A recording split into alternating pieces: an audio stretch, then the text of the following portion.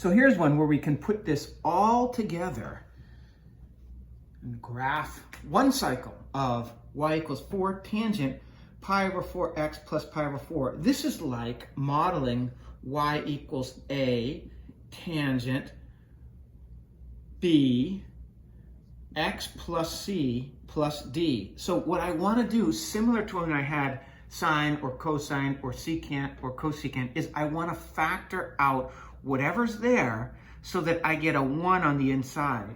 So that governs my actions. I'll get 4 tangent of pi over 4 x plus 1 minus 1. All right. I know that the amplitude is 4 and that it's an increasing function because it's a positive tangent. So it's going to go up, up, up. I'm just reminding myself of that. The b is pi over 4. That's what I factored out there. And I know that the period is pi over b. Notice I'm not saying 2 pi over b because it's the tangent function. So, which implies that the period is pi over 4. Keep, change, flip. Keep the numerator pi. Change division and multiplication and flip. And we get 4. Now, don't freak out. That's radians. 4 radians is our period. Okay, so now here's the tricky part. Where do we start? We're going to start this at pi over 4 times x plus 1, whatever I have there, equal to negative pi over 2.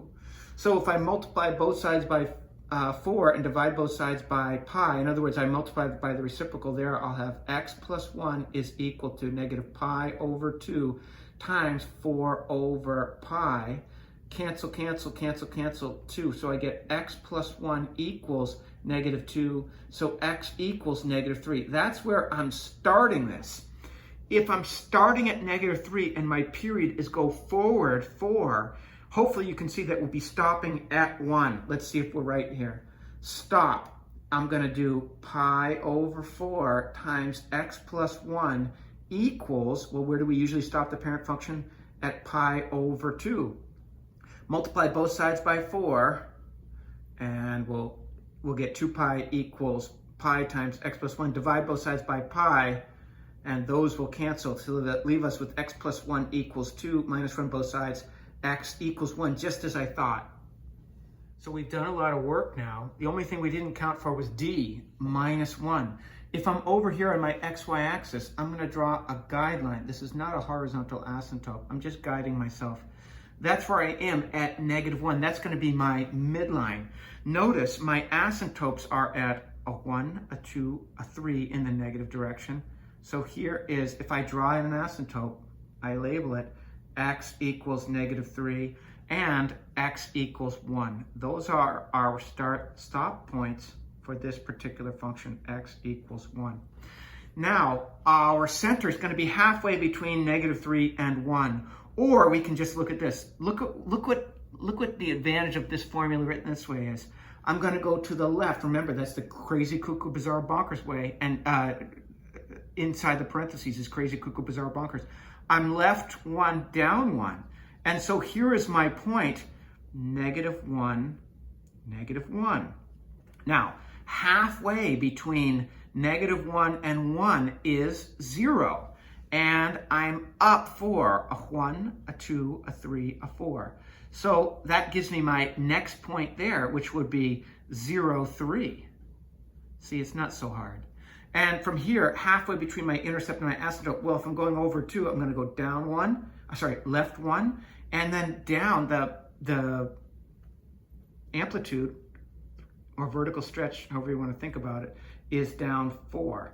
So if I'm at negative 1 and I go down 4, I'm going to be at negative 5. So this is negative 2, negative 5. And I can draw my function, like that. So I get a nice graph there. Now, the 3 points are negative 2, negative 5, negative 1, and 0, 3. And the asymptotes are at x equals negative 3 and x equals 1. Let's figure out the domain and range for this. The domain, that's the hard one, right? We're going to be all real numbers except Well, which one do you want to choose? Let's choose this one. X cannot equal -3 plus, what's the jump to get to the next one? -3 plus 4 plus 4n, where n is an integer. I don't want to write n as an integer. That NEZ means n is an integer. And the range, well, we're going from -infinity all the way up to infinity. So I always write it in this interval notation when I can, when it's convenient. So really not so bad. The tricky part is knowing that the period is pi over b. That's really the only thing that's different. And that this 4 here tells us go halfway between your intercept, well now it's my midline, and my asymptote. So go halfway up 4, halfway down 4. I'm showing you that this distance here, that's an absolute value of 4. I'm going down 4, and this one here is 4 as well. I'm going up 4 there.